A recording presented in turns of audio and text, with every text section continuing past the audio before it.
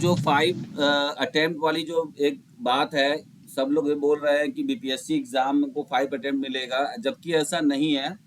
जहां तक मैंने, क्योंकि इसका ऑफिशियल नोटिस नहीं है, वो 5 अटेम्प्ट वाला जो है वो उसके लिए है जो वहां के लोग हैं और सक्षमता परीक्षा जिनके होनी है वहां पे 5 अटेम्प्ट है शायद।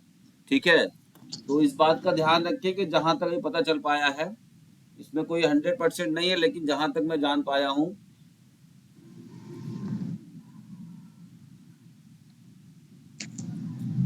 दूसरी बात, कुछ लोगों का ये कहना है कि सर अगर हमने फॉर्म भर दिया है, ठीक है, लेकिन हम परीक्षा नहीं दे पाए या हमने परीक्षा छोड़ दी, तो क्या वो हमारा अटेम्प्ट काउंट होगा कि नहीं होगा?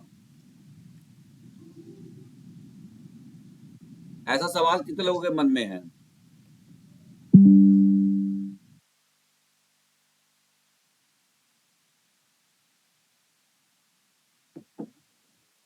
मेरी आवाज आ रही है आप लोग के पास? सभी के मन में होगा। हाँ, तो अब इसका देखिए निष्कर्ष सुन लीजिए। इसका निष्कर्ष ये है कि काउंट नहीं होगा जब तक आप वहां पे, अच्छा अब अब्सेंट फॉर्म भी भर दिया तो कोई दिक्कत नहीं है, लेकिन आप अब्सेंट भी हो गए तो काउंट नहीं माना जाएगा। माना तब जाएगा जब आपका ओएमआर कंप्यूटर में स्कैन होगा। समझ में आ गई बात? क्लियर है? यस। कोई दिक्कत किसी को, या कोई ऐसा सोच रहा हो? ठीक है, ये एकदम कंफर्म मान के चलिए, अगर आपने भर दिया है और आप वहां पे अटेम्प्ट नहीं कर दे रहे हैं तो वो आपका काउंट नहीं माना जाएगा जब तक कि आपका ओएमआर कंप्यूटर में उनके स्कैन ना हो, बीपीएससी के अटेंडेंस आपका जब तक ना लगेगा, नहीं लगेगा, तब तक आपका काउंट नहीं किया जाएगा। ठीक है,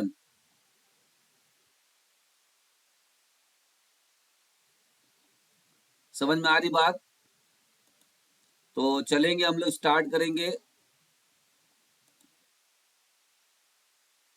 और सबसे पहले मैं बता दूं उन लोगों के लिए जो लोग नए हैं हमारे चैनल पर, जो हमें बहुत दिन से नहीं जानते हैं, उन सभी के लिए, और जो जानते हैं उनके लिए बहुत अच्छी चीज, सबको पता है कि मेरे पास जो नोट्स और मटेरियल्स होता है, आपने सुना होगा मेरी एक बुक है शारीरिक शिक्षा एक अंतिम ब्रह्मास्त्र, जो कि इस समय बहुत ही तेजी से पॉपुलर हो रही है और बहुत तेजी से इसमें आप सभी लोगों का बहुत अच्छा योगदान है। और आपने सुना भी होगा उस बुक के बारे में। जिन्होंने भी, मैं गारंटी दे रहा हूँ कि जिन्होंने एक बार उस बुक को लिया है, मुझसे मंगाया है वो बुक, उन्होंने दोबारा जरूर उस बुक को दूसरे दोस्तों के लिए या अपने साथी के लिए जरूर मंगाया था फोन करके। इसका मैं रिकॉर्ड, मतलब मेरे पास है, जिसने भी लिया मुझसे दोबारा तिबारा कई बार फोन करके वापस से वो बुक मंगाई है। तो बहुत अच्छा है कि कितने समय में 2000 कॉपी एक बुक का बिकना, ये भी अपने आप में बड़ी बात है। ठीक है, थोड़ा सा टाइम लूंगा, आपको प्रैक्टिस भी शुरू कराऊंगा, लेकिन देखिए उसके साथ साथ ये सब चीजें भी जरूरी हैं। ठीक है, आपको लग रहा होगा तो इसके लिए सॉरी। तो शुरू करेंगे क्लास। क्लास शुरू करने से पहले मैंने जो 5 ऑप्शन वाला, मैं बता दूं आपको कि ये जो मैंने टेस्ट सीरीज शुरू किया हुआ है 5 ऑप्शन वाला, ये 5 ऑप्शन वाला टेस्ट सीरीज जो है वो मेरे ऐप पर, हमारे application power house of physical education के जो ऐप है उस पर आपको ये मिलेगा। अब आप लोग कहेंगे सर ये ऐप कैसे मिलेगा? तो ये ऐप, ये जो वीडियो आप देख रहे हैं अभी, ये यूट्यूब पर आपका अपलोड होगा, और यूट्यूब के जो आपका यूट्यूब का बॉक्स है, ठीक है, कमेंट बॉक्स है, या यूट्यूब का जो आप देखेंगे डिस्क्रिप्शन बॉक्स है, वहां पर इसका लिंक मैं शेयर कर दूंगा। नहीं तो आप डायरेक्टली, ठीक है, मुझसे इसका ले सकते हैं। मेरे नंबर पे कॉल करके मैं आपको भेज सकता हूँ। ठीक है, तो वहां से ये मिल जाएगा। इस ऐप को फायदा ये होगा, मैं बता दूं पहले कि ऐप के बहुत सारे फीचर्स हैं। अभी आने वाले सारे 10,000 क्वेश्चन का टारगेट है यूपी टीजीटी एलटी के लिए, और डी ट्रिपल एस बी जो एग्जाम आने वाला है उसके लिए 10,000 क्वेश्चन अपलोड हो रहा है। अगले एक हफ्ते के अंदर वो 10,000 क्वेश्चन अपलोड हो जाएगा उस पर। तो उसका बहुत सारा बेनिफिट है। ठीक है, बहुत सारे लोग प्रैक्टिस पेपर खोजते हैं, तो मैं बहुत सारे प्रैक्टिस पेपर को उस पर डालने वाला हूँ, आप लोगों के लिए बहुत अच्छा हो जाएगा। तो सबसे पहले जो लोग जानना चाहते हैं कि क्या है ऐप में या कैसे डाउनलोड करना है, तो मैंने बता दिया कि मैं डिस्क्रिप्शन बॉक्स पे लिंक दे दूंगा, वहां से डाउनलोड कर लीजिएगा, या प्ले स्टोर पे डायरेक्ट सर्च करिएगा power house of physical education, ठीक है, पूरी स्पेलिंग के नाम से, तो आपको वहां पे तीसरे चौथे नंबर पर दिख जाएगा, तो आप उन्हें डाउनलोड कर लेंगे। डाउनलोड करने के बाद बहुत लोगों के साथ एक समस्या ये आ रही है, स्क्रीन दिख रही है सभी को? Yes sir. तो एक समस्या क्या आ रही है वहां पर मैं देख रहा हूँ, और समस्या आ रही है कि सर लोग यहाँ पर मोबाइल नंबर और डायरेक्ट पासवर्ड डालना शुरू कर दे रहे हैं। तो मोबाइल नंबर और डायरेक्ट पासवर्ड डालने से देखिए नहीं खुलेगा। पहले आपको, न्यू यूजर है आप इस ऐप के लिए, देखिए यही स्पेलिंग है, power house of physical education, ये आपको डालना है, ठीक है? तभी वो आपका ऐप दिखाएगा। तो यहाँ न्यू यूजर में जाना है। जैसे ही आप न्यू यूजर में जाएंगे तो अपना डिटेल भरेंगे, जो भी आपका नाम है यहाँ पे आप नाम भरेंगे, नेम, यहाँ mobile number, email address, state, अपना जो भी स्टेट से है, सिटी भरेंगे अपना, और पासवर्ड। देखिए ये पासवर्ड आपको यहाँ पे अपना क्रिएट करना है, नया पासवर्ड क्या करना है, बनाना है, ठीक है? तो आप अपना पासवर्ड यहाँ बना के याद, ये पासवर्ड सिर्फ इस ऐप को खोलने के लिए रहेगा।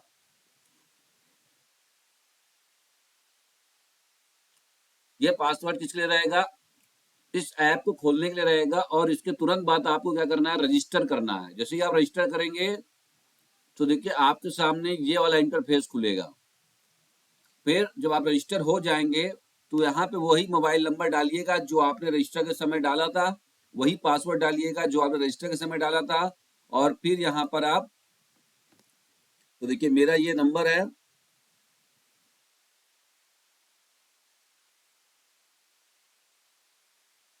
ठीक है, और मैंने यहाँ पे पासवर्ड डाल दिया,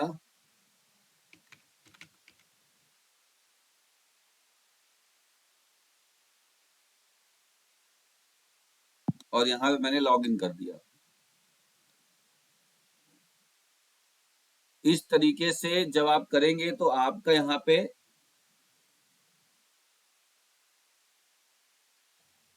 ऐप में लॉगिन हो जाएगा।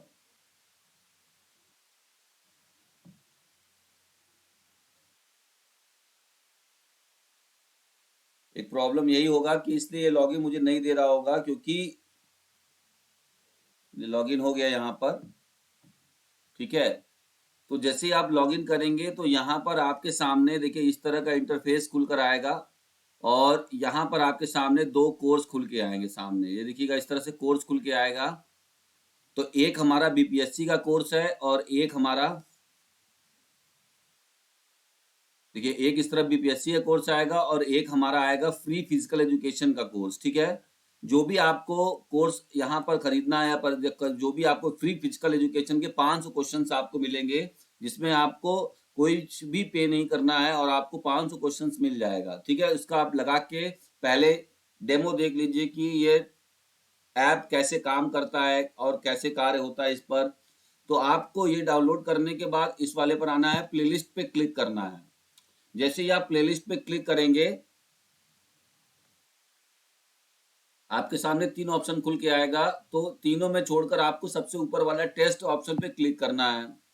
जैसे ही आप टेस्ट पे क्लिक करेंगे तो टेस्ट की भी वीडियो नहीं पड़ी हुई है, तो यहाँ पर टेस्ट, ये ऐसे टेस्ट पे जाएंगे, देखिए यहाँ पे सारा फ्री लिखा हुआ है। तो ये सारे आप जब इसको ओपन करेंगे, यहाँ से स्टार्ट नाउ पे क्लिक करेंगे, तो ये आपका क्या हो जाएगा,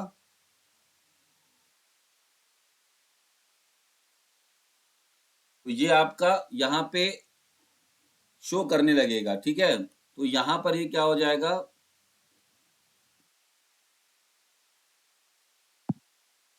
तो यहाँ पे ये आपका शुरू होने लगेगा, ठीक है? तो इस तरीके से आप इसको देख लीजिएगा। ये आपका प्रैक्टिस पेपर आएगा, यहाँ ऐसे करना है फ्री वाले। इसके बाद अगर आप बीपीएससी की तैयारी कर रहे हैं तो मैं बता दूं कि हमारे ऐप पर और हमारे प्लेलिस्ट में आपको 5 ऑप्शन वाले मिलेंगे, और ये 5 ऑप्शन वाले जो आपके एग्जाम में आपको गलती होने से बचाएंगे। इस पर प्रैक्टिस करने से ये फायदा है, अभी तक किसी भी यूट्यूब चैनल वाले ने या कभी किसी ने भी फिजिकल एजुकेशन की क्लास ने 5 ऑप्शन का क्वेश्चन क्रिएट करके प्रैक्टिस नहीं कराया है।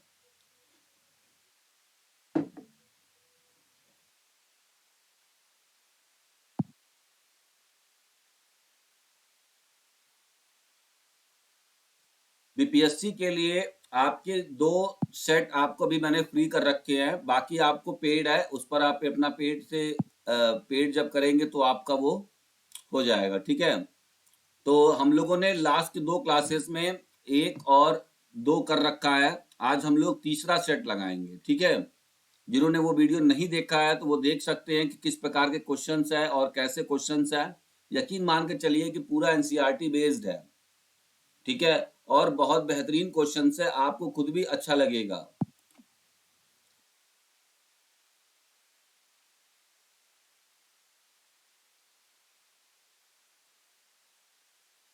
देखिए ये हमारे सामने क्वेश्चंस आया।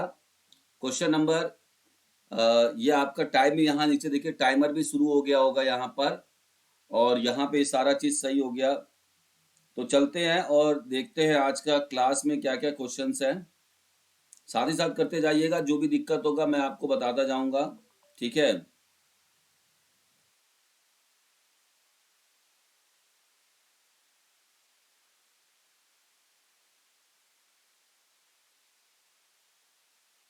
चलिए तो यहाँ पूछ रहा है the Olympic flag was used for the first time. तो पहली बार ओलंपिक फ्लैग कब यूज किया गया था? तो option number B is correct, Antwerp में, ठीक है। तो इस तरह टिक करेंगे और नेक्स्ट पे क्लिक करेंगे। The IOA was establish. तो आईओए कब बना था? 27 आईओए कब बना था? 1927 27 नंबर तो इसमें ऑप्शन कौन सा होगा? नन ई ऑफ होगा। दीज, ठीक है। ई हाँ, तो आपसे आगे बढ़ेंगे। There are vice president in IOA. IOA में कितने वाइस प्रेसिडेंट होते हैं? 1, 3, 7। आईओए मतलब इंडियन ओलंपिक एसोसिएशन। 4 होते हैं। ई तो होगा। इसमें क्या राइट आंसर होगा? ई हो जाए। तो यहाँ पे जो राइट आंसर हो जाएगा वो आपका क्या हो जाएगा? ई हो जाएगा, ठीक है। 4 होते हैं, एक सीनियर वाइस प्रेसिडेंट होता है और एक प्रेसिडेंट होते हैं 10 मेंबर, ठीक है। आइए बात करते हैं the IOC executive board has. IOC जो एग्जीक्यूटिव बोर्ड्स में कितने मेंबर होते हैं?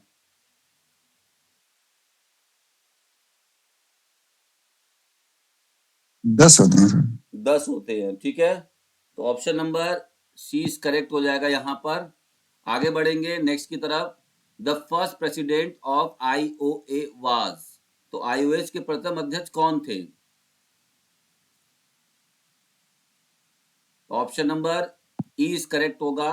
सर दोराबजी टाटा थे। यहाँ पर दोराबजी टाटा का ना जिक्र कहीं भी नहीं किया गया है, इसलिए यहाँ पर क्या हो जाएगा? ऑप्शन ई हो जाएगा। समझ में आया? तो ये कॉन्सेप्ट रखना है ना, ये नहीं कि ऑप्शन दिया है तो मारना ही कुछ भी। भाई आपका कॉन्सेप्ट क्लियर है कि नहीं, ये चीज देखा गया है,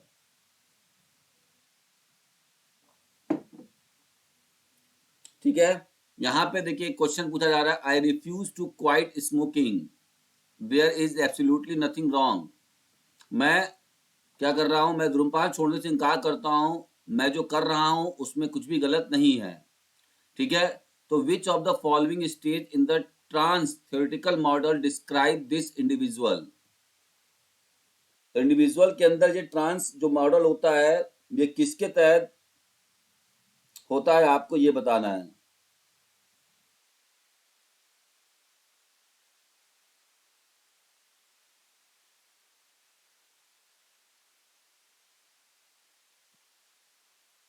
कोई बताएगा इसमें?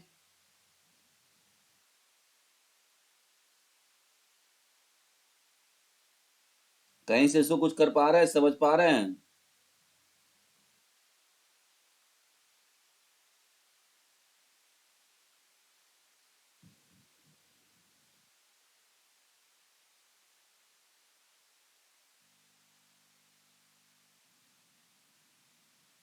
तो ये हमारा क्या हो जाएगा? कंटेम्पलेशन, ठीक है। आगे बढ़ेंगे हम लोग। In the transtheoretical model the maintenance stage refers to the period of when the individual's behaviour. तो आपको ये बताना है कि जो इंडिविजुअल्स का बिहेवियर होता है, ठीक है। आप ये कहेंगे कि सर ये क्वेश्चंस कहाँ से आ रहे हैं? तो देखिए ये सीबीएसई के एनसीईआरटी में दिया हुआ है, ठीक है, जिसमें से क्या हो रहा है कि ये चीज बताई गई है, ठीक है, चलिए तो ट्रांस आगे बढ़ेंगे हम लोग। थ्योरेटिकल, कोई बताएगा इसका? ये ट्रांस थ्योरेटिकल मेथड नहीं समझ में आ रहा है। ट्रांस थ्योरेटिकल मेथड क्या होता है? इसमें मतलब एक जैसे इंडिविजुअल्स का होता है ना कि कोई भी वो वर्क करने से पहले क्या प्रिपरेशन है या उसके दिमाग में क्या बातें चलती है ना, तो वो चीजें हैं यहाँ पर ये बताया गया है। जी। ठीक है, तो चलते हैं और यहाँ पे देख लेते हैं नेक्स्ट हमारा क्या दे रखा है। तो यहाँ पर आपका जो ऑप्शन है ऑप्शन नंबर 20 करेक्ट होगा, 1 मंथ to 5 year। ठीक है, आगे बढ़ेंगे नेक्स्ट की तरफ। यहाँ पूछा विच of the following is not a component of wellness, इसमें से कौन सा कंपोनेंट का वेलनेस नहीं है?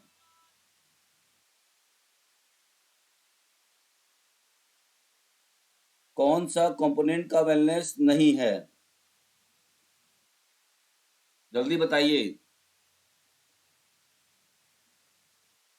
फिजिकल होता है, मेंटल होता है, ऑक्यूपेशनल होता है? तीनों होते हैं। तो नन ऑफ दीज होगा, तीनों होते हैं। ठीक है, आगे बढ़ेंगे। Occupational wellness is related to, तो ऑक्यूपेशनल वेलनेस का क्या मतलब होता है? ऑक्यूपेशनल ऑक्यूपेशनल वेलनेस का मतलब होता है क्या? ऑक्यूपेशन का मतलब क्या होता है? पेशा। पेशा का मतलब क्या होता है? जॉब। ठीक है, तो आप ये बताइए कि इसमें कहीं जॉब वर्क नहीं है, इसलिए इसका आंसर क्या होगा? नन ऑफ दीज हो जाएगा। आगे बढ़ेंगे हम लोग नेक्स्ट क्वेश्चन की तरफ। अगला क्वेश्चन क्या पूछ रहा है कि physical activity can help with, तो फिजिकल एक्टिविटी किसमें हेल्प करती है? Increase stress level, getting sleep apnoea, या helping your social life. Physical activity can help, तो option number C is correct होगा। आपकी स्ट्रेस को थोड़ी ना बनाता है फिजिकल एक्टिविटी, तो ये ऑप्शन गलत है। ठीक है, which is not a health related physical fitness component, इनमें से कौन सा health related physical fitness component नहीं है? मस्कुलर होता है, कार्डियोवास्कुलर है, स्पीड, तो option number C is correct होगा। ये आपका परफॉर्मेंस में होता है। Which is a component of skill related fitness, कौन सा इसमें से स्किल रिलेटेड फिजिकल फिटनेस है? तो option number B is correct, power. ठीक है, नेक्स्ट बढ़ेंगे आगे। Which of the following is not a technique to assess body fat, देखिए ये क्वेश्चन आया था, आया था ना, यस सर आया था। तो इसका राइट आंसर क्या है? बोल देना बाबू। नहीं नहीं, अब ऑप्शन देखिए, ऑप्शन चेंज है। Option number C is correct होगा। देखिए एयर डिस्प्लेसमेंट क्या है ये। ठीक है, आगे बढ़ेंगे, रटना नहीं है।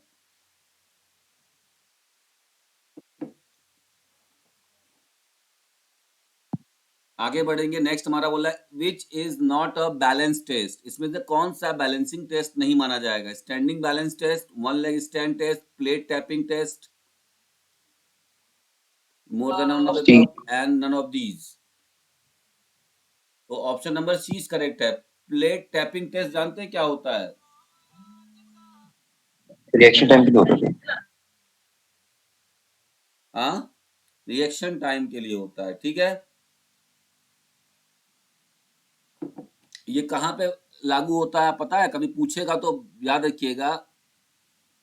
खेलो इंडिया जो ये साइड फिजिकल फिटनेस का आया है टेस्ट, ठीक है, जैसे पहले हम लोग क्या करते थे, किसी इंडिविजुअल या यूथ की फिटनेस को चेक करने के लिए आफर टेस्ट का इस्तेमाल किया जाता था, लेकिन अब हमारे क्योंकि वो जो नॉर्म्स बनाया गया था, वो जो रिसर्च करके जो उसके नॉर्म्स बनाए गए थे, जो स्टैंडर्ड बनाए गए थे, वो फॉरेन के यूथ का था। ठीक है, इंडियन यूथ का कुछ भी नहीं था, या इंडियन के यूथ के जो नॉर्म्स के हिसाब से नहीं बना था।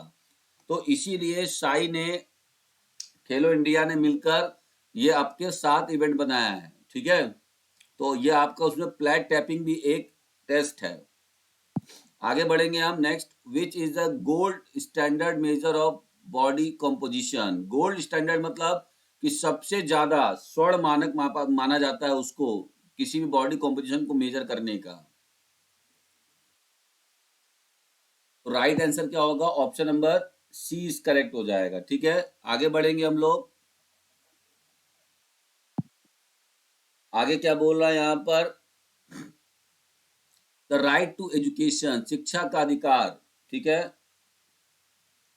द राइट टू एजुकेशन, तो शिक्षा का अधिकार क्या है आपको ये बताना है। Makes education a fundamental right for of every child between the ages of 6 to 14, या फिर provide special facility to children with various types of disabilities, दिव्यांग बच्चों को सुविधाएं प्रदान करना या दिव्यांग बच्चों के लिए कोई विशेष अवसर नहीं दिया जाना। तो इसमें से क्या होगा, राइट टू एजुकेशन का मतलब क्या है पता है? Sir B. शिक्षा का अधिकार। ए। ये होगा 6 to ठीक है, 6 14। से 14 साल के बच्चों को निःशुल्क शिक्षा ए देना, है सर, ए। हाँ ये आपका अधिकार है। चलते हैं नेक्स्ट की तरफ, आगे देख लेते हैं। एक मिनट थोड़ा सा, चलिए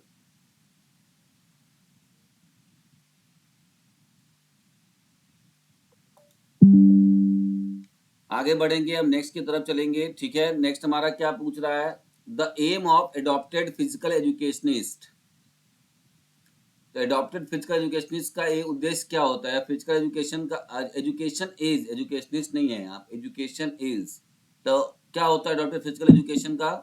एपीई होता क्या है? अभी आया था एक क्वेश्चन, आपने देखा होगा, एपीई करके आया था डायरेक्ट। तो एपीई का मतलब होता है adaptive physical education. Adaptive physical education का मतलब क्या होता है, जब फिजिकल एजुकेशन के प्रोग्राम को दिव्यांग बच्चों के लिए या फिर डिसेबिलिटी और डिसऑर्डर्स वाले बच्चों के लिए उन्हीं खेल को मॉडिफाई किया जा करके खेल को मॉडिफाई करके उनके लिए जब बनाया जाता है रूल रेगुलेशंस, तो वही हमारा क्या होता है, वही हमारा होता है एडॉप्टेड फिजिकल एजुकेशन। समझ में आया बात? जी सर।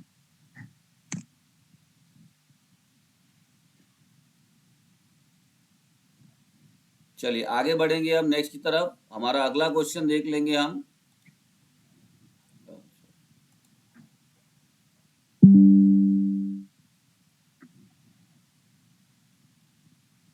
ठीक है, नेक्स्ट यहाँ पे है द एम ऑफ, तो हमने बताया क्या एम होता है, to enhance the potential of differently able student in physical education and sports, to restrict the dangers and challenge faced, to provide equal opportunity to differently able student in physical education and sports. इसका right answer बताना है। D. ये होगा।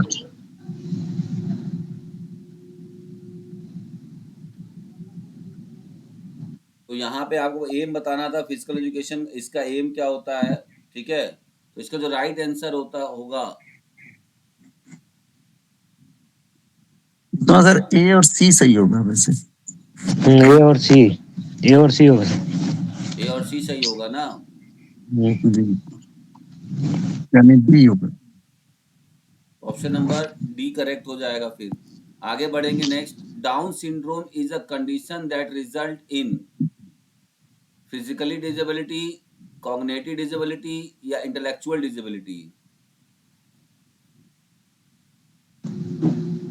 अभी कल हम physical बात कर रहे थे डाउन सिंड्रोम के बारे में, तो ये इंटेलेक्चुअल डिसेबिलिटी को बताता है। ठीक है, बौद्धिक क्षमता का विकास रोक देता है।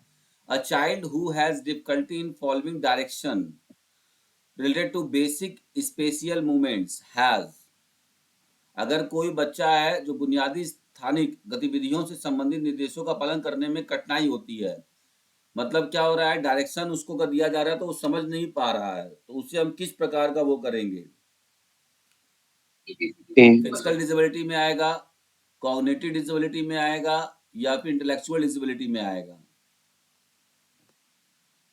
Cognitive disability. तो option number A is correct हो जाएगा, फिजिकल एंड कॉग्निटिव बोथ। तो यहाँ पर आपका दो ऑप्शन आ रहा है, कॉग्निटिव भी है फिजिकल भी है, समझ नहीं पा रहा हूँ, गलत है ये। आपका ये बी सही होना चाहिए वैसे। बी सही होना चाहिए। यही होना चाहिए सर, लेकिन 2 ऑप्शन ए दिए हैं। सही है, ये 2 ऑप्शन कॉग्निटिव नहीं होना चाहिए, यहाँ पे टाइपिंग गलत हुआ है। ठीक है, मैं इसको देख लूंगा, ए इज करेक्ट होगा। चलिए आगे बढ़ेंगे हम लोग नेक्स्ट की तरफ। According to WHO disability is a, WHO के अनुसार डिसेबिलिटी क्या है? हेल्थ प्रॉब्लम है, एक्टिविटी लिमिटेशंस है, या interaction between individual and society है? डी।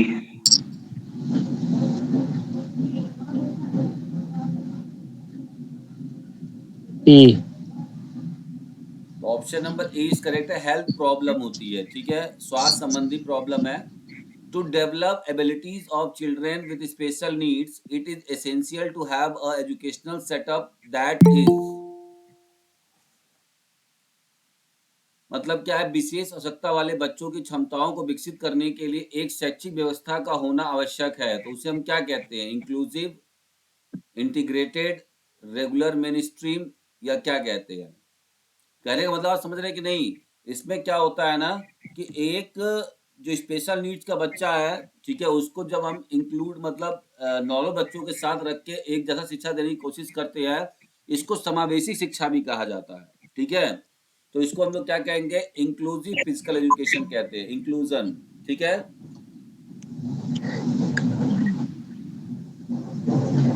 समझ में आ रहा है? इंक्लूजन तो समाहित करना सर, इंटीग्रेशन में तो समन्वय स्थापित करना। तो नहीं, तो यहाँ पर एक वर्ड यूज किया गया, इंक्लूजन इन फिजिकल एजुकेशन। जी जी, इंक्लूसिव देख रहा हूँ मैं, इंक्लूजिंग मतलब वैसे उसको मतलब शामिल करना, बट इंटीग्रेशन मतलब क्या, समन्वय स्थापित करना है स्टूडेंट और क्या बोलते हैं टीचर के बीच में कोऑर्डिनेशन होगा तभी तो इंटीग्रेटेड। नहीं नहीं नहीं नहीं, देखिए जैसे क्या होता है ना, बच्चा, आप ये मैं बता रहा हूँ, इसमें क्या होता है कि एक दिव्यांग बच्चा है और एक नॉर्मल बच्चा है, दोनों को अगर हम एक साथ बैठाते हैं तो दिव्यांग बच्चा अपने आप को क्या करेगा, अपना मोबिलिटी डाउन कर लेता है। तो उसको इसलिए यहाँ बैठाने की बात कही जा रही है समावेशी शिक्षा की, कि बच्चे के अंदर वो सेम एज अ जो नॉर्मल बच्चे के अंदर कॉन्फिडेंस लेवल होता है, उसको उसके साथ उसके अंदर वही चीज डेवलप, वो अपने आप को अकेला ना समझे या दूर ना समझे।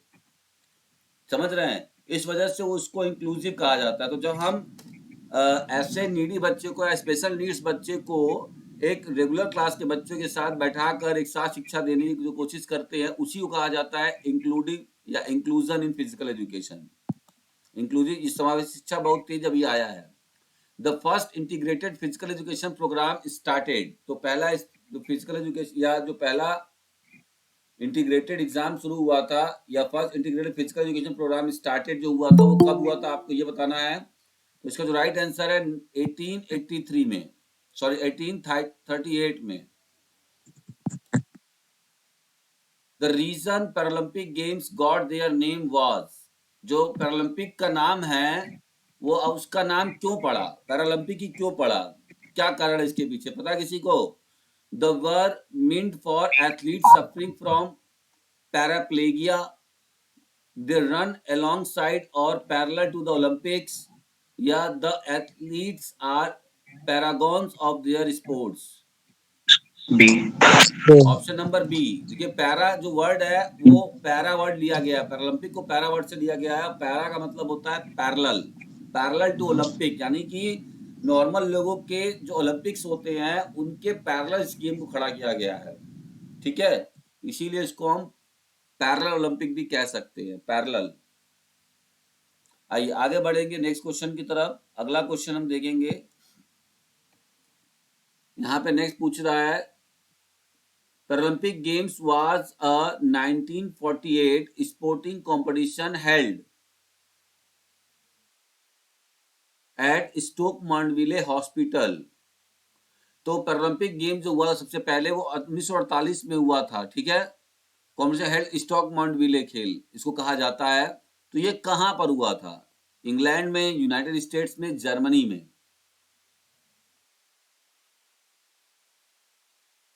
पैरालंपिक खेल जो पहला हुआ था इसको अनऑफिशियली कहा जाता है, पता है कि नहीं? 1948 में हुआ था, और एकमात्र इसमें इवेंट हुआ था, कौन सा, कोई बताएगा? आर्चरी हुआ था। ठीक है, तो आर्चरी एकमात्र इवेंट था, और सबसे पहले 1948 में पैरालंपिक खेल खेले गए थे, उसका नाम वहां पे स्टोक मांडविले हॉस्पिटल के नाम पे रखा गया था, स्टोक मांडविले गेम्स भी बोला गया था। तो ये सबसे पहली बार कहाँ हुआ था? तो option number B is correct हो जाएगा, यूनाइटेड स्टेट, यूएसए में। The founder of Special Olympic was, तो स्पेशल ओलंपिक गेम के फाउंडर कौन है? देखिए, मैं आपको एक चीज बता देता हूँ, स्पेशल ओलंपिक और पैरा ओलंपिक और डीफ ओलंपिक्स तीनों अलग अलग खेल प्रतियोगिताएं हैं, ठीक है। जो लोग ये समझते हैं कि तीनों एक ही है, वो गलत है। अब देखिए, तीनों में बेसिक डिफरेंस क्या होता है, मैं आपको बता दूं कि जो डीफ ओलंपिक्स होता है उसमें डीफ एंड डम, डीफ मतलब जो बहरे और गूंगे लोग होते हैं उनके लिए जो खेल होता है और सबसे बड़ा खेल है। तो डीफ ओलंपिक्स जो होता है वो पहली बार 1924 में स्टार्ट किया गया था, ठीक है। और इसके बाद क्या होता है आपका स्पेशल ओलंपिक, स्पेशल ओलंपिक खेल जो होता है वो पहली बार 1968 में स्टार्ट किया गया था, ठीक है। अब स्पेशल ओलंपिक में क्या होता है, उसमें सिर्फ और सिर्फ मेंटली रिटार्टेड बच्चे, जो मेंटली रूप से कमजोर होते हैं, उनकी अपने आईक्यू लेवल बहुत ज्यादा उनका खराब होता है ना, एकदम लोअर लो में होता है, तो उन लोगों के लिए होता है। और अब एक होता है पैरालंपिक खेल, पैरालंपिक अलग है, डीफ ओलंपिक्स अलग है, और स्पेशल ओलंपिक अलग है। स्पेशल ओलंपिक अलग है, तो एक ही मत समझेंगे। तो यहाँ द स्पेशल ओलंपिक के फाउंडर्स कौन है इंटरनेशनल लेवल पे? यूनाइस कैनेडी सीवर, ठीक है, ये लेडीज हैं, ठीक है। आगे, the first special Olympic games were held in, तो कहाँ हुआ था? शिकागो। शिकागो में, ठीक है। Option number A is correct. कब, डेट बताइए? 1968, ठीक है। The purpose of yoga is attain, yoga का उद्देश्य क्या प्राप्त करना है? Perfect health, peace of mind, stress relief. D. जी। ऑप्शन नंबर डी, दो सही है, परफेक्ट डी से हेल्थ और पीस ऑफ माइंड और स्ट्रेस और रिलीफ, ठीक है। तो ये आपका option number D is correct हो जाएगा। आगे बढ़ेंगे, नेक्स्ट यहाँ बोल रहा है there are 8 stages of training for a yogi, एक योगी के लिए 8 स्टेज बताए गए हैं, योगा के 8 तत्व बताए गए हैं। To go through out in order to each, जिसको में लास्ट में मोक्ष आता है, ठीक है। What is the final stage called, इनके लास्ट स्टेज को क्या कहा गया है? समाधि। तो यहाँ है ही नहीं समाधि, तो option number E is correct होगा। यम एंड नियम आर, एरिया लिखा है यहाँ में, आर होगा, आर अ पार्ट ऑफ, तो यम और नियम किसके पार्ट होते हैं? फिजिकल ग्रोथ, चैरिटी के, मोरलिटी एंड एथिक्स के, none of the above, more than one of the above. E होगा। डी। ई नहीं होगा, ए नहीं। Social development, individual development. Ethics. Moral ethics होता है। अरे भाई, यम में हम लोग क्या करते हैं? चोरी नहीं करना, 5 चीजें होती है, क्या क्या होता है, कोई बताएगा? हाँ, यमान ए सत्य, सत्ता, अहिंसा, सत्य, अस्तेय होता है, असत्य नहीं होता है, अस्तेय, ठीक है, याद रखिएगा, असत्य नहीं बोलना है, अस्तेय होता है वो, ब्रह्मचर्य होता है। तो ये सब मोरालिटी और एथिक्स को बताते हैं, ठीक है। तो ये जो यम और नियम के अंदर क्या होता है, मोरालिटी एंड एथिक्स होती है, ठीक है। आगे बढ़ेंगे हम लोग नेक्स्ट की तरफ। Out of the following which one is not अष्टांग योग, इनमें से कौन सा अष्टांग योग का भाग नहीं है? धोती। धोती, ठीक है। ये आपका क्या होता है? क्रिया है। To stabilize and focus the mind on one object, एक ऑब्जेक्ट पे अपने पूरे ध्यान को लगाना क्या कहलाता है? देखिए, इसका ट्रिक बता दे रहा हूं मैं, हमेशा कंफ्यूज हो जाएंगे आप, ठीक है। तो एक ऑब्जेक्ट पे अपने पूरे ध्यान को लगाना होता है धारणा, धारणा कहीं दिया हुआ है? Withdrawal of the sense. ये आपका नन ऑफ दीज होगा, ठीक है। धारणा इसका सही है, एक ऑब्जेक्ट, एक फोकल पॉइंट पर अपने पूरे ध्यान को केंद्रित करना, ये धारणा है, ठीक है। और ध्यान क्या होता है कि अपने पूरे मन को एक जगह पर लाकर एकत्रित करना, मन की आवेगों को एक जगह पर लाकर एकत्रित करना, ये ध्यान है, ठीक है। और एक जगह पर पूरा लाना, एक फोकल पॉइंट पर, एक कोई बिंदु है, जैसे त्राटक क्या होता है? धारणा है, ध्यान है, त्राटक आता है मंत्र। क्रिया में तो बताया जाएगा। तो त्राटक मतलब जैसे आपने मोमबत्ती की लौ को देखा और उस पर आपने अपना पूरा ध्यान केंद्रित किया, ठीक है, वो आपका ध्यान धारणा में आता है। विच ऑफ द फॉलोइंग आसन can be practice immediately after food? E.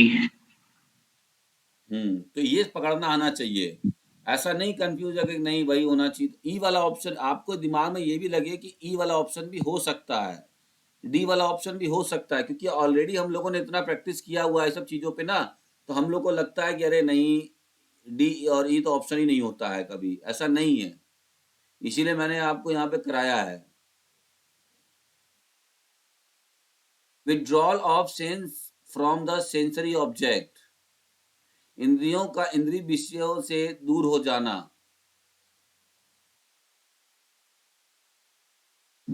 या इंद्रियों पर काबू पाना, क्या कहलाता है पता है आपको? धारणा। नहीं, प्रत्याहार। इंद्रियों को अपने वश में करना, जो आपकी 5 इंद्रियां हैं उनको अपने वश में करने की जो प्रैक्टिस कराई जाती है उसको प्रत्याहार कहते हैं, ठीक है। आगे बढ़ेंगे नेक्स्ट की तरफ। इज अ वेरी गुड क्रिया टू गेट रीड ऑफ नसल एलर्जी, तो वो कौन सी क्रिया है जिसमें नाक की एलर्जी छुटकारा पाने के लिए बहुत अच्छी क्रिया मानी जाती है? वस्त्र धोती, दंड धोती, नेति। सी। नती। ऑप्शन नंबर सी, नेति क्रिया, जिसमें नसल कैविटी को साफ करने के क्लीन करने का सिखाया जाता है। आगे बढ़ते हैं। सूर्य नमस्कार is a well devised combination of and breathing, तो सूर्य नमस्कार क्या होता है, किसका कॉम्बिनेशन होता है? ब्रीदिंग का, और उसमें क्या शामिल होता है? प्राणायाम, ध्यान या आसन? गलत, आसन। सी। 12 आसन नहीं होते हैं सूर्य नमस्कार में। यस। ठीक, आगे बढ़ेंगे नेक्स्ट की तरफ। विच दिस इज अ क्रिया, इनमें से कौन सा क्रिया है? देखिए, कपाल भाती क्या है, क्रिया है कि प्राणायाम है? कपालभाति। प्राणायाम है, भस्त्रिका प्राणायाम है, उज्जयी प्राणायाम है। प्राणायाम तीनों है। तो चलो option number E is correct होगा। अरे तो क्रिया पूछ कपालभाति तो रहा है, क्रिया है। क्रिया थोड़ी ना तीनों है, तो तीनों आपका क्या है, प्राणायाम है। प्राणायाम है, तीनों प्राणायाम है। तो यहाँ ई ऑप्शन सही होगा, ठीक है, नन ऑफ दी, तो इनमें से कोई कपालभाति भी नहीं। प्राणायाम है ना क्रिया है? कपालभाति दोनों होता है सर। है। क्या चीज? कपालभाति क्रिया और प्राणायाम दोनों में होता है सर। नहीं नहीं, कपालभाति आपका प्राणायाम नहीं आता सर, है। क्रिया है। कौन बोला है क्रिया है? प्राणायाम में क्रिया क्या आता है? चलिए, क्रिया आगे होना चाहिए तो बढ़ेंगे। कपालभाति।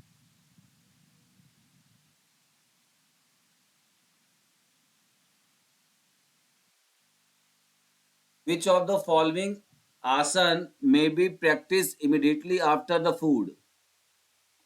सिद्धासन, सिंहासन, स्वास्तिक आसन, या more than one of the E. Above? E होगा। तो option number E is correct होगा। हम लोगों को पता है वज्रासन है, तो यहाँ पे दिया नहीं है। Which of asan is helpful to maintain normal blood pressure?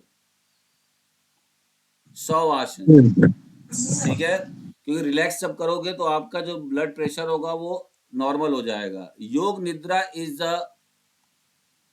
Is performed in, तो योग निद्रा हम किस में परफॉर्म करते हैं, किस तरह के आसन परफॉर्म करते हैं? शव आसन में, सिंहासन में, या सिंह आसन में, या स्वास्तिक आसन में? योग निद्रा हमें किस में परफॉर्म करना चाहिए? ए। तो option number A is correct होगा, शव आसन में भी कर सकते हैं, ठीक है। आइए आगे बढ़ेंगे हम लोग। योग निद्रा क्या है? आसन है, प्राणायाम है, ध्यान है? आसन। योग निद्रा आसन है। ध्यान होना चाहिए। योग निद्रा ध्यान होता है भाई, ठीक है। बट वो सर सुपाइन पोजीशन में तो लेट के ही न करते हैं योग निद्रा। क्या चीज?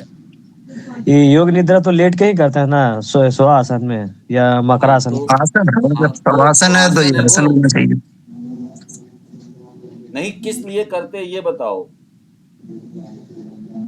वो तो ध्यान के लिए करते हैं, लेकिन उसका नहीं मकरासन या नहीं, तो ये सुहासन पूछा आसन योग में है। निद्रा क्या है, योग निद्रा को क्यों करते हैं, तो ध्यान लगाने के लिए तो योग निद्रा किया जाता है। योग निद्रा करते हैं उसके लिए आसन को अपनाते हैं, लेकिन योग निद्रा पूरी तरीके हम योग, मेरा मेन ऑब्जेक्टिव क्या है, आपका गोल क्या है योग निद्रा करने का, उद्देश्य बताइए, लक्ष्य बताइए।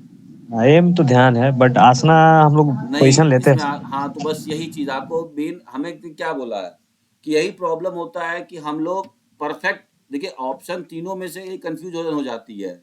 हमको परफेक्ट ऑप्शन ढूंढना है, कभी कभी लगता है कि दो ऑप्शन सही हैं, लेकिन हम लोग परफेक्ट ऑप्शन को डिसाइड नहीं कर पाते हैं। तो मेन उद्देश्य देखिए, क्वेश्चन पूछने का उद्देश्य क्या है, क्या उसका तरीका है। A leader who is honest in speech and upright in character exhibits, तो ऐसा लीडर जो क्या है, बोलने वाले में सभी चीजों में ईमानदार है, चरित्र में ईमानदार है, तो वो किस प्रकार का लीडर माना जाएगा, पेशेंस वाला, वित्त भाव वाला, या इंटीग्रिटी वाला। D.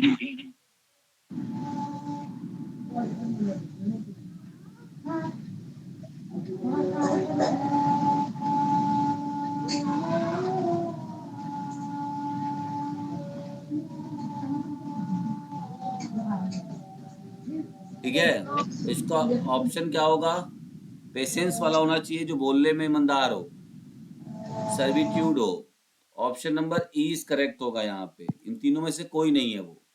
A good leader is one who, एक अच्छा नेता कौन होता है, वो जो अपनी टीम के साथियों को भरोसा करने या भरोसा दिखाने में समर्थ है, वह केवल अपने प्रदर्शन को लेकर उत्साहित रहता है, वह केंद्रित और तर्कसंगत रूप से सोचने और में सक्षम होता है। सी। बी। तो ऑप्शन सी। नंबर सी होगा। अरे भाई बी कैसे होगा, वह केवल अपने प्रदर्शन को लेकर उत्साहित है, सी ही is C. Only enthusiastic about her and his own performance। कैसे ठीक सी है, होगा?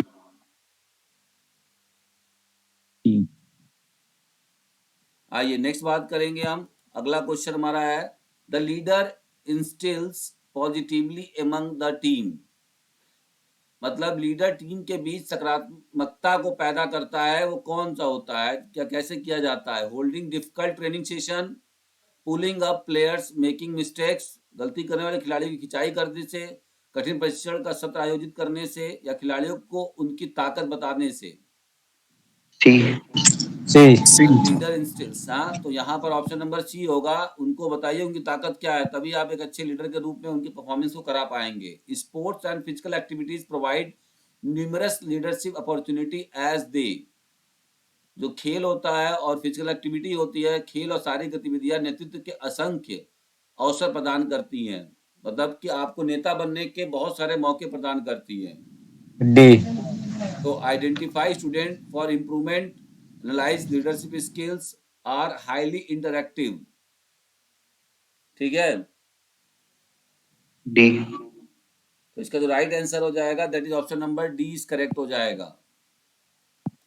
आगे बढ़ेंगे, ropes are extremely important to you, ropes मतलब रस्सी,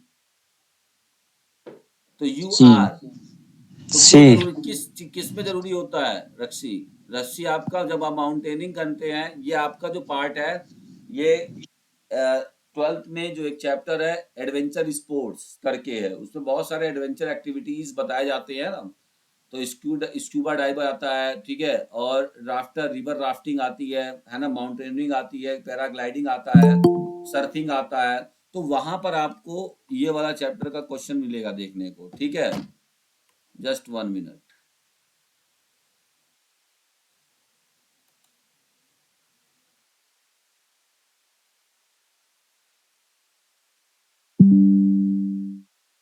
चलते हैं फिर आगे देख लेते हैं, नेक्स्ट हमारा क्या है, which of the following adventure sports could also be in an indoor activity, किसको हम इंडोर एक्टिविटी कहेंगे, trekking, rock climbing, paragliding, more than one of the above, none of these। E. A. E. A कैसे होगा? Trekking आप कहाँ कर सकते हैं? इंडोर में कहाँ होगा? रॉक क्लाइंबिंग हो सकता है क्या? ट्रैकिंग तो सर बाहर में होता है, जैसे माउंटेन वाउंटेन में आने जाने के लिए कहीं भी 10 किलोमीटर 20 किलोमीटर का।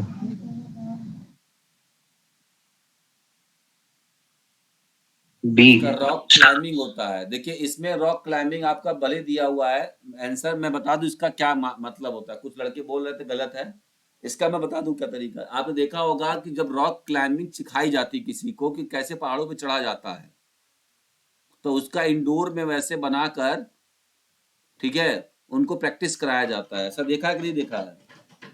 Yes sir, yes yes. देखा है किसी ने? नहीं देखा तो आप यस डालना रॉक क्लाइंबिंग इंडोर, तो उसमें बताएगा कि कैसे इंडोर में पहले प्रैक्टिस कराया जाता है before going to the hill station, ठीक है, क्लाइंबिंग करने के लिए। तो ऑप्शन नंबर 20 का करेक्ट हो जाएगा। आगे बढ़ेंगे हम लोग। The adventure sports that has become an Olympic event, तो वो कौन सा एडवेंचर स्पोर्ट्स है जो ओलंपिक इवेंट बना? Hang D. Gliding, white water rafting, rock climbing, या नन ऑफ दीज? बी।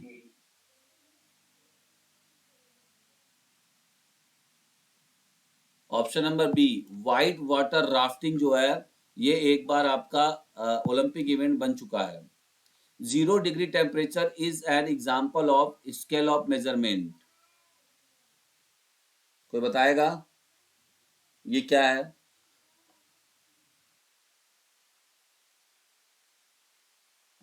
ये नहीं समझ में आया क्वेश्चन?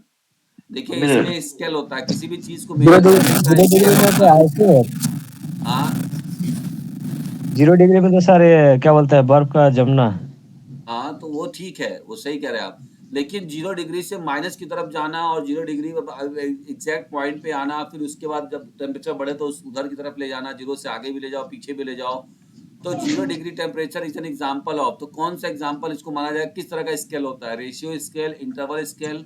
हालांकि ये जो क्वेश्चन आपका दिया हुआ है, पता है, ये क्वेश्चन इंटरवल आपके रिसर्च का है। ये इंटरवल क्वेश्चन बोल सकते रिसर्च हैं। में आता है, ठीक है, वहां पूछा जाता है ये। जब आप नेट की तैयारी करेंगे तो आपको समझ में आएगा।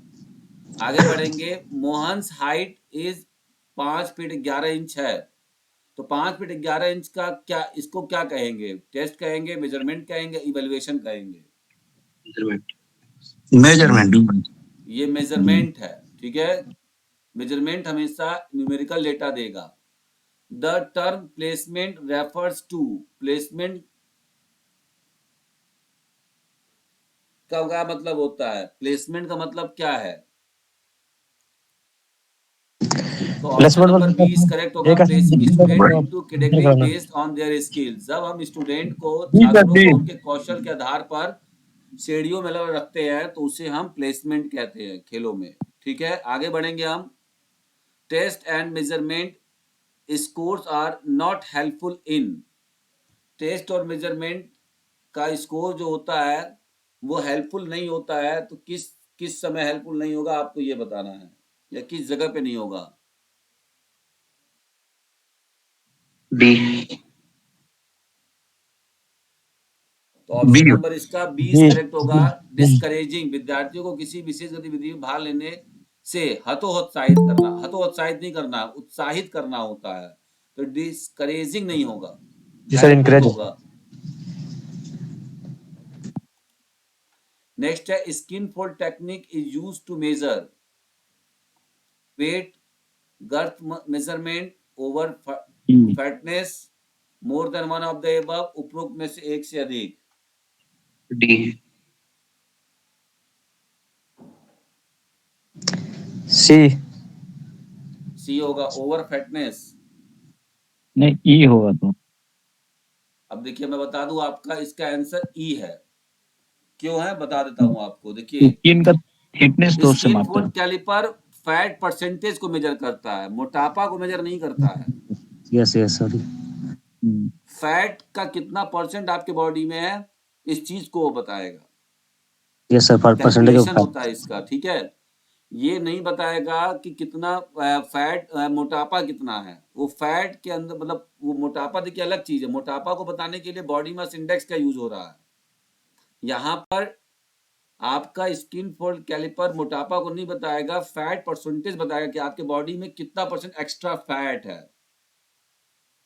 ठीक है, आगे WHR is calculated by, WHR का मतलब होता है वेस्ट हिप रेशियो, मतलब वेस्ट मतलब कमर, हिप मतलब आपका, ठीक है, तो कमर से हिप का जो रेशियो होगा दोनों के बीच का कितना डिफरेंस होना चाहिए, उन दोनों का रेशियो कैसे निकालते हैं, उसका क्या फॉर्मूला होता है। ये क्वेश्चन आया हुआ था और बहुत सारे लोग गलत कर दिए थे।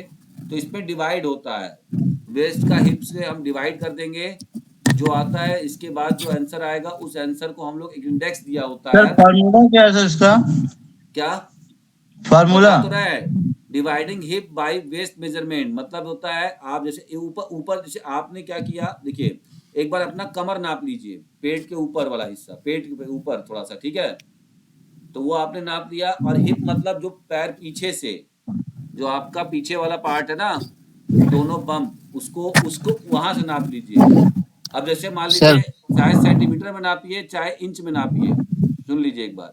तो जब सर आप 9 कमर मिनट नापेंगे रह गए इंच, हैं। कोई बात नहीं, हो जाएगा। कितना 52 क्वेश्चन है ना, तो बता दूं इनको, तो इंच में आपने उसको ले लिया, तो वेस्ट वाले को नापा आपने, ऊपर रख दिया इंच में, चाहे सेंटी कोई भी लीजिए, तो दोनों में को एक ही रखिएगा। ऐसा नहीं कि वेस्ट को आपने इंच में नापा और हिप को आपने सेंटीमीटर में नापा, कोई भी नापिएगा, चाहे वेस्ट सेंटीमीटर में चाहे इंच में, बस दोनों को आपस में डिवाइड कर दीजिए। जो भी आंसर निकल के सामने आएगा, इसका एक इंडेक्स है, एक इसका इंडेक्स दिया हुआ है, उस इंडेक्स में बताएगा। जैसे बीएमआई का इंडेक्स है वैसे इसका भी इंडेक्स है, वो बता देगा सर ये क्या कितना मेजर फैट है करता है? आप में। Somatotype is a method for describing, somatotype क्या आता है, तो ह्यूमन फिजिक के बारे में बताता है। ठीक है, याद रखिएगा, पूछा हुआ क्वेश्चन है। नेक्स्ट हमारा the term ectomorphic describe, ectomorphic किसको डिस्क्राइब करता है, the relative volume of abdominal trunk, the relative slenderness of the body aging। तो ऑप्शन नंबर 20 करेक्ट। और स्लेंडरनेस का मतलब क्या है, पतलापन, देखिए यहाँ लिखा है ना पतलापन, ectomorphic. Anthropometry is the scientific study of human body measurement, human waist measurement, human lip measurement. D A is correct हो जाएगा, ह्यूमन बॉडी मेजरमेंट। नेक्स्ट हमारा the science that deals with the structural aspect of the human body is known as, मानव के शरीर संरचनात्मक पहलू से सबसे संबंधित विज्ञान को कहा जाता है एनाटॉमी। एनाटॉमी होगा स्ट्रक्चरल। ठीक है, आगे बढ़ेंगे नेक्स्ट की तरफ। The scientific study of the human body और non human body movements is known as C kinesiology. C kinesiology. ठीक है, the study of the larger structures of the body such as heart, lungs and bones is known as, sir इसका answer gross दिखा रहा है, gross and anatomy दिखा रहा है, लेकिन यहाँ पर तो option the study of the larger, यानी शरीर की बड़ी संरचनाओं जैसे हृदय, फेफड़े और हड्डियों का अध्ययन क्या कहलाता है, systemic anatomy, systemic anatomy. Systematic systematic नहीं है, सिस्टेमिक है। The systemic athlete who has greater dominance of slow twitch fibers, तो क्या होता है जो स्लो ट्विच फाइबर्स है, सी सी होगा। सी इज करेक्ट हो जाएगा। आगे बढ़ेंगे नेक्स्ट की तरफ।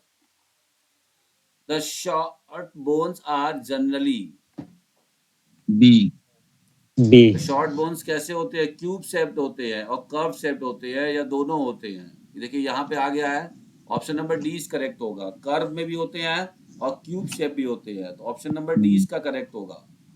ठीक है, one of the function of the skeletal system includes homeo haematopoiesis which refers to, haematopoiesis का मतलब क्या है पता है, हेमाटो मतलब blood cell, Blood. Blood cell को जो फॉर्मेशन ब्लड सेल्स की बात हो रही है, पोइसिस मतलब उसको जनरेट करना, बनना, तो शरीर को सहायता Yes. प्रदान करता है रक्त कोशिकाओं का B. निर्माण, तो ऑप्शन नंबर 20 करेक्ट होगा। ठीक है, bone serve as a store house for, तो किसको करता है, phosphorus, calcium, none of these, D या more than one of the above, तो डी होगा, फास्फोरस कैल्शियम दोनों का। स्टोर हाउस माना जाता है।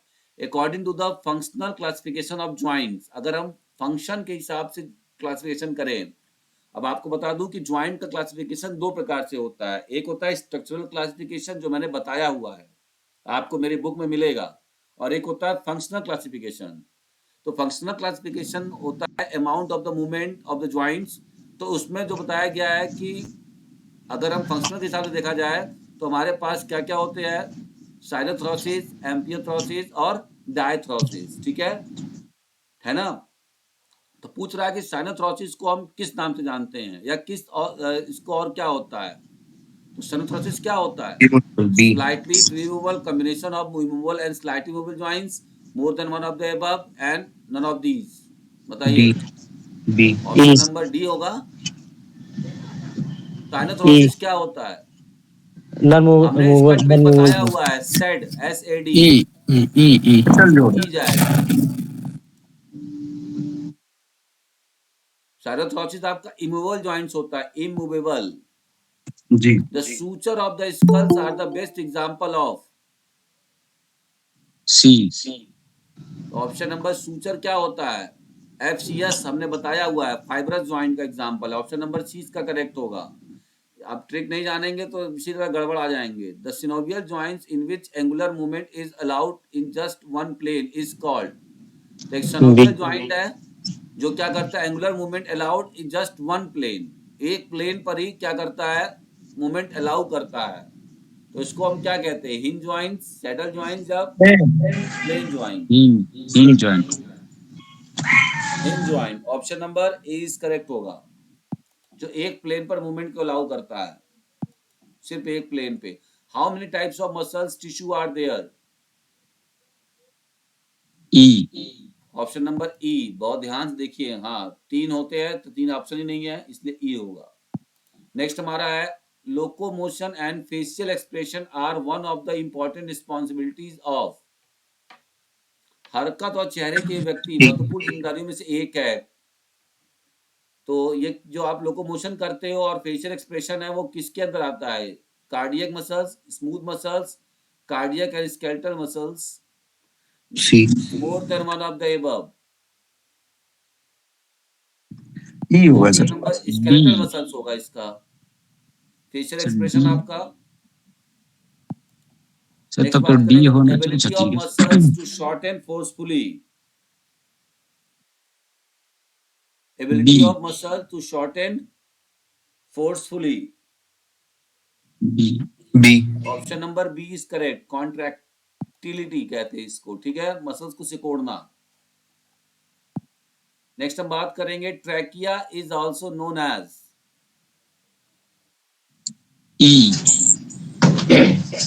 ट्रैकिया क्या है, वॉइस बॉक्स है? नहीं, option number E is correct होगा। ई। नेक्स्ट है the movement of air into and out of the lungs.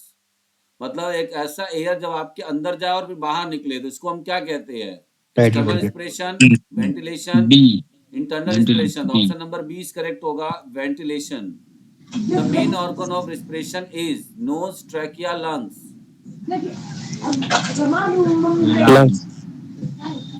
E होगा।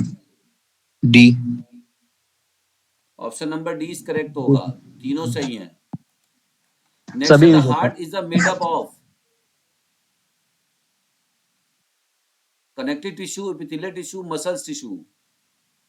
हार्ट किसका बना होता है? Muscle option tissue. Number E is correct होगा।